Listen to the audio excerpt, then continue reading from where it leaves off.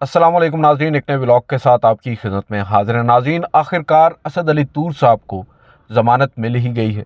आज जज हुमायूं दिलावर ने असद अली तूर साहब की ज़मानत मंजूर कर ली है। जो दरख्वास्त उन्होंने दायर की थी अपनी ज़मानत के लिए, उस पर आज फ़ैसला सुना दिया गया है। आपको मालूम ही है, गुज़िश्ता रोज़ chief justice Islamabad high court justice Aamir Farooq ने ये पाबंद किया था हुमायूं दिलावर साहब को कि वो आज असद अली तूर साहब की दरख्वास्त ज़मानत पर हर सूरत समाअत करें और फ़ैसला करें। और साथ साथ उन्होंने FIA को भी पाबंद बनाया था कि वो ज़ाती तौर पर वहाँ पर पेश होकर इस केस की पैरवी करें। और सबसे अहम बात यह है कि आज जज साहब ने असद अली तूर साहब की दरख्वास्त ज़मानत मंजूर की और FIA ने उसकी मुखालफत नहीं की। यानी असद अली तूर साहब की जो ज़मानत हुई है उसमें अब FIA ने कोई रखना, कोई रुकावट डालने की कोशिश नहीं की, जो कि एक मस्बत बात है। मगर बात यह है, सोचने की बात है कि 20 दिन एक शख्स बग़ैर किसी जुर्म के पाबंद सलासल रहा। पहले जिस्मानी रिमांड और बाद अज़ां जुडिशल रिमांड में अडयाला जेल के अंदर वो कैद रहा।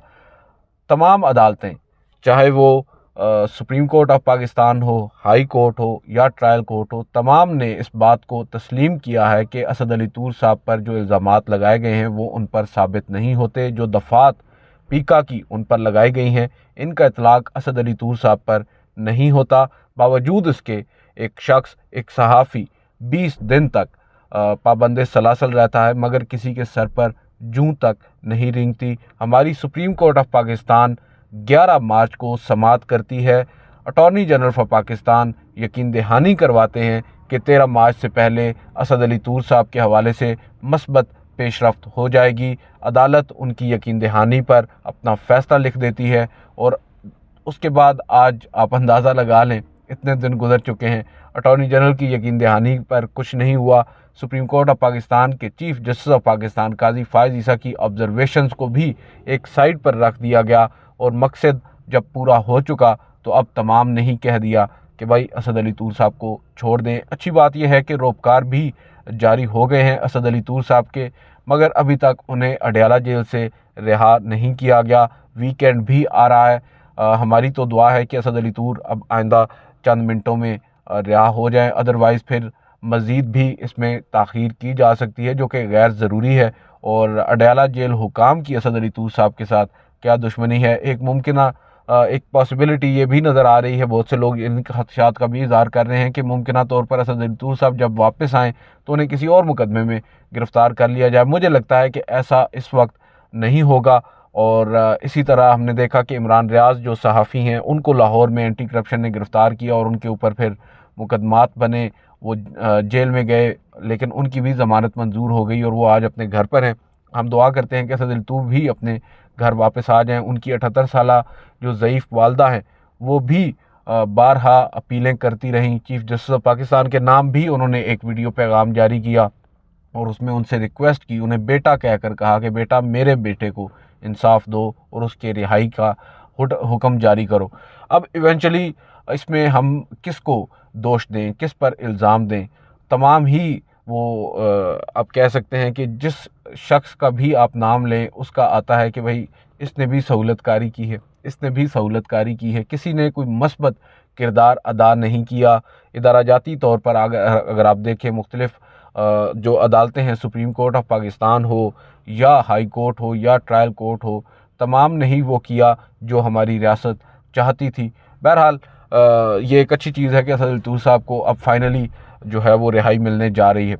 इसके अलावा एक और बड़ी डेवलपमेंट हुई है इस्लामाबाद हाई कोर्ट में। इस्लामाबाद हाई कोर्ट के 2 रुकनी बेंच ने जस्टिस मियां गुल हसन औरंगज़ेब और एक और जज हैं अरबाब मोहम्मद ताहिर साहब, उन्होंने एक ऑर्डर पास किया है और जो इमरान खान साहब को सज़ा सुनाने वाले एक जज थे। अब देखें, जब भी किसी केस का जिक्र होता है तो ये कोइंसिडेंस है। हम बात करते हैं असद अली तूर साहब के ज़मानत के केस की, तो जब ट्रायल कोर्ट के जज का नाम आता है तो वो हुमायूं दिलावर हैं, जिन्होंने इमरान खान साहब को तोशाखाना केस में सज़ा सुनाई।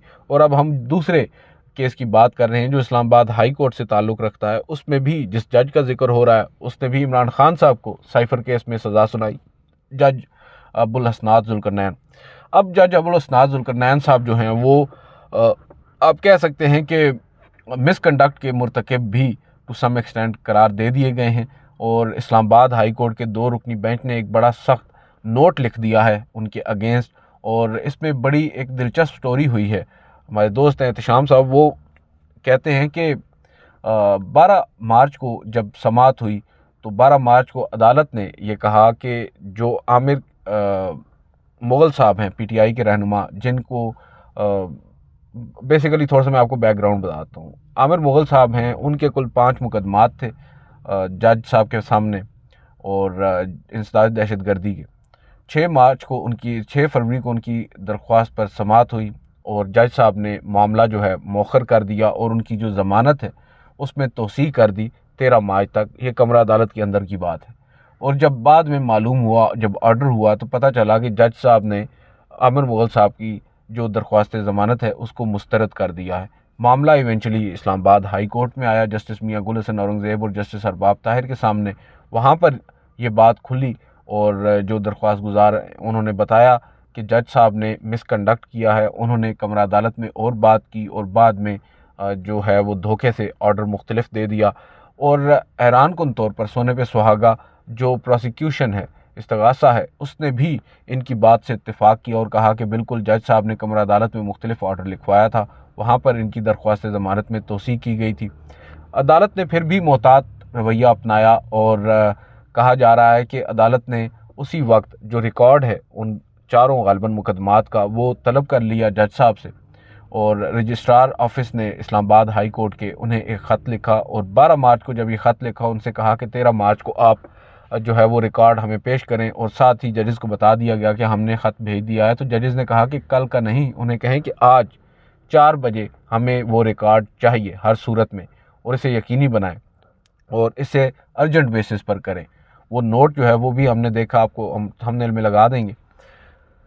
उसके बाद बताया ये जा रहा है जब ये ख़त उनको भेजा गया, दूसरा ख़त, और ये स्पेशल मैसेंजर के थ्रू भेजा गया, ये 3:30 बजे भेजा गया और 4 बजे कहा गया कि फ़ौरी तौर पर इनका जो रिकॉर्ड है वो हमें पेश किया जाए।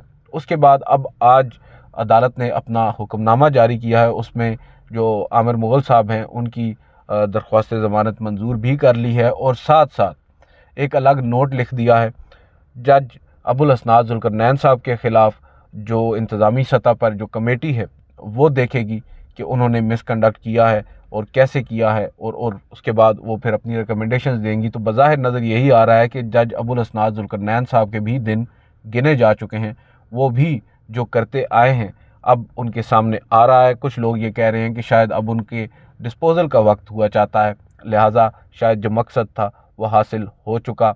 दूसरी जानिब हम देख रहे हैं कल से जज मोहम्मद बशीर साहब की जो रिटायरमेंट है उस पर बहुत से लोग शादियाने बजा रहे हैं, कह रहे हैं क्या बात है, वो जज आखिरकार रिटायर हो गया, वो जज अब चला गया जिसने कितने वज़ीर आज़म को सज़ा सुना दी, ये ऐसा जज था, ये वैसा जज था। तो मैं वहाँ पर कल भी अपने दोस्तों से कह रहा था कि हमें एक जज को मोरद इल्ज़ाम ठहरा कर, जो एक मामूली जज है, एक अकाउंटेबिलिटी कोर्ट का जज है, उसको मोरद इल्ज़ाम ठहरा कर हम जो असल ज़िम्मेदारान हैं उनको बरी ज़िम्मा करार नहीं दे सकते। बेशक जजेस भी मोहरे बनते हैं, बेशक जजेस भी फ़ैसले देते हैं, दबाव में आकर देते हैं, हो सकता है देते हों, लेकिन उसमें आप ये नहीं कह सकते कि जज साहब जो हैं वही गलत हैं, जो उनसे फ़ैसले करवा रहे हैं हम उन्हें क्यों भूल जाते हैं।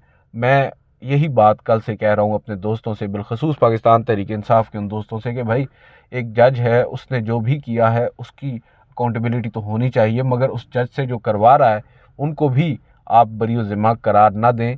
और दूसरी जानिब अब आप देखें कि पाकिस्तान में अब एक अजीब ही कशमकश सी बन चुकी है।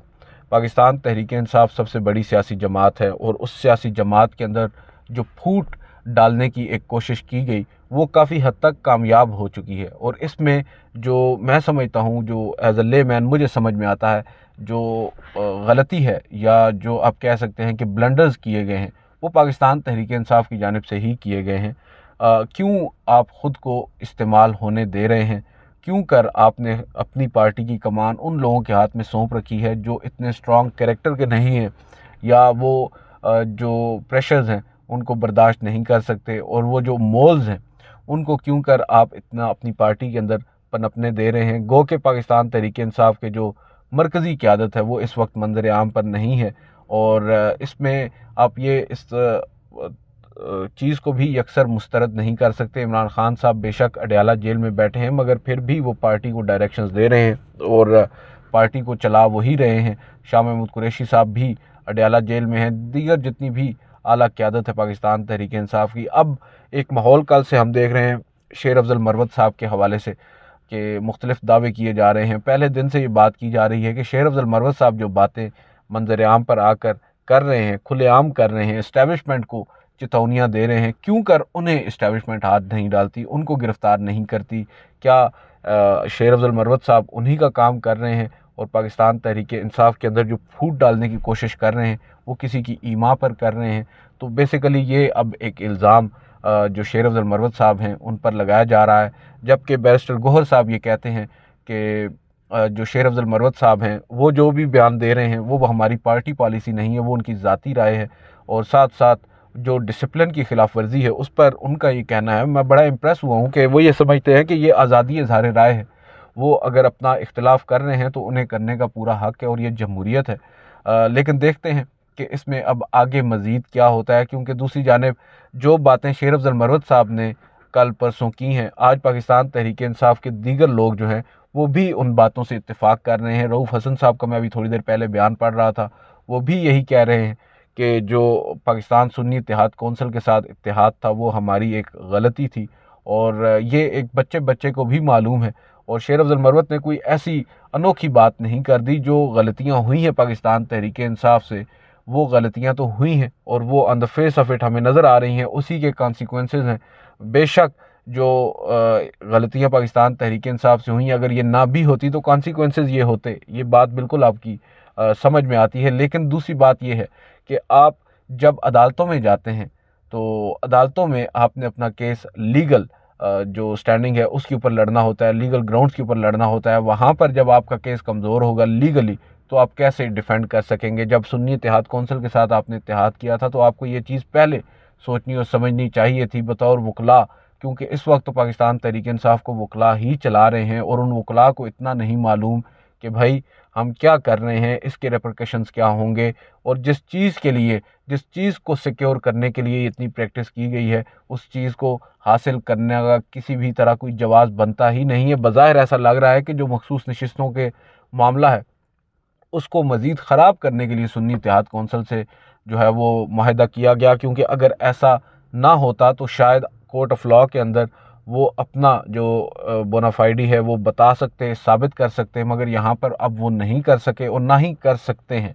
इवेंचुअली गो कि ये मामला सुप्रीम कोर्ट ऑफ पाकिस्तान में आएगा और वहाँ पर चीफ़ जस्टिस काजी फ़ाइज़ ईसा बैठे हैं, विराजमान हैं, और जो अपील जब जाएगी तो देखते हैं वहाँ पर वो क्या फ़ैसला करते हैं। मगर एक अमूमी राय यही है कि बल्ले के निशान का जो फ़ैसला है उसी की एक दूसरी किस्त अब सुप्रीम कोर्ट ऑफ पाकिस्तान से दोबारा जारी हो सकती है, क्योंकि अब अगर जो मखसूस नशिस्तें हैं वो पाकिस्तान तहरीक इंसाफ को वापस दे दी जाती हैं तो वो जो 2/3 अक्सरियत खींच तान के पूरी कर दी गई है वो फिर मकसद जो है वो हासिल नहीं होगा। और दूसरी जानिब ये खेल अभी बज़ाहिर रुक नहीं रहा, ये मज़ीद भी आगे बढ़ रहा है और जो मज़ीद पाकिस्तान तहरीक इंसाफ के लोग हैं उनको नुकसान का सामना करना पड़ सकता है। शेर अफजल मरवत साहब की अगर हम बात कर रहे हैं, अब जो शेर अफजल मरवत साहब हैं उनको भी अपने रवैये पर नज़रसानी करना होगी। अगर जो बात उनके हवाले से हो रही है वो गलत है और वो किसी को आप कह सकते हैं कि रिप्रेजेंट नहीं कर रहे और पाकिस्तान तहरीक इंसाफ को इंटेंशनली नुकसान पहुंचाना नहीं चाह रहे, तो उनको भी चाहिए सियासी बसीरत का मुजाहरा करें और जो उनकी पार्टी क़यादत है, जो बाकी मानदा क़यादत है, उसके साथ मिल बैठ कर मामलात को हल करें। और अगर उन्हें कोई तनकीद करना भी है, जायज़ तनकीद है, नाजायज़ तनकीद है, तो पार्टी मीटिंग्स के अंदर रह कर करें। और डिसिप्लिन की खिलाफ वर्जी जब होती है तो फिर दीगर जो फ़रीक़ैन हैं उनको मौका मिलता है आपकी पार्टीज़ को नुकसान पहुंचाने का। ये गलतियां माजी में नून लीग ने भी की, ये गलतियां पाकिस्तान पीपल्स पार्टी ने भी की और जिसका फ़ायदा उन्होंने उठाया, जो आज पाकिस्तान तहरीक इंसाफ को कमज़ोर करके उठा रहे हैं। तो हमारे सियासतदानों को भी समझना चाहिए और इतनी बसीरत तो उनमें होनी ही चाहिए कि आप अगर पाकिस्तान जैसे मुल्क में सियासत कर रहे हैं और एक बड़ी सियासी जमात को चला रहे हैं तो आपको मालूम होना चाहिए कि कौन किसकी बिडिंग कर रहा है। बहरहाल मामला थोड़ा सा ड्रैग हो चुका है। सुप्रीम कोर्ट ऑफ पाकिस्तान पर इस वक्त तमाम तर नज़रें हैं। सुप्रीम कोर्ट ऑफ पाकिस्तान से मुख्तलिफ़ किस्म की तवक्कुआत का इजहार किया जा रहा है। धांधली के मामले के ऊपर जो पिटीशन बताया जा रहा है हामिद खान साहब ने तैयार की है वो दायर होने जा रही है। वो जैसे ही दायर होगी ऑब्वियसली उसको समाअत के लिए मुकर्रर भी कर दिया जाएगा, मगर देखना यह होगा कि उस पर बेंच कौन सा तश्कील दिया जाता है। और अब बेंचेस की तश्कील का मामला भी काफ़ी ज़्यादा दिलचस्प हो चुका है। सुप्रीम कोर्ट ऑफ पाकिस्तान में कुछ बड़ी तब्दीलियां आ चुकी हैं। जस्टिस सरदार तारिक मसूद साहब की रिटायरमेंट के बाद अब जस्टिस मुनीब अख्तर जो हैं वो एक अब कह सकते हैं कि ड्राइविंग सीट पर आ चुके हैं। और जो supreme court practice and procedure act के तहत बनने वाली 3 रुकनी कमेटी है उसका भी वो हिस्सा बन चुके हैं। अब यानी जो बेंचेस तश्कील दिए जाएंगे, जो मुकदमात समाअत के लिए मुकर्रर किए जाएंगे, उसमें उनकी राय भी शामिल होगी। और 3 जज हैं, चीफ जस्टिस काजी फायज ईसा, जस्टिस मंसूर अली शाह और जस्टिस मुनीब अख्तर।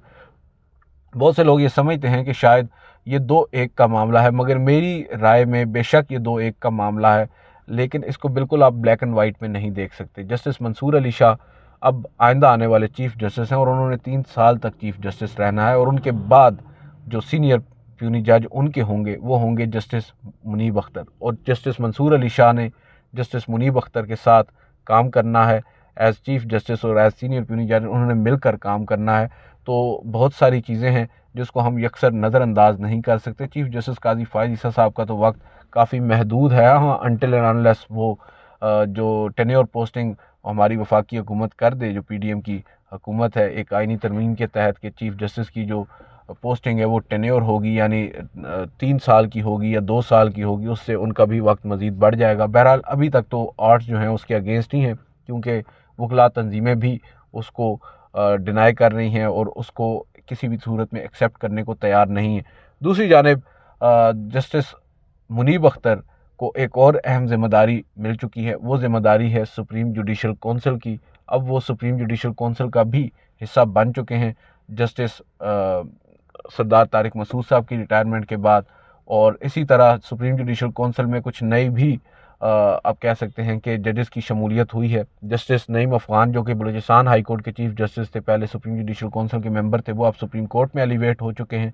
उनकी जगह अब जस्टिस इब्राहिम जो पेशावर हाई कोर्ट के चीफ जस्टिस हैं वो सुप्रीम जुडिशल कौंसिल के मेंबर बन चुके हैं। और इसी तरह जस्टिस आमिर फ़ारूक जस्टिस अमीर खान भट्टी की जगह सुप्रीम जुडिशल कौंसिल के मेंबर बन चुके हैं, क्योंकि जस्टिस अमीर खान भट्टी भी जो हैं वो रिटायर हो चुके हैं।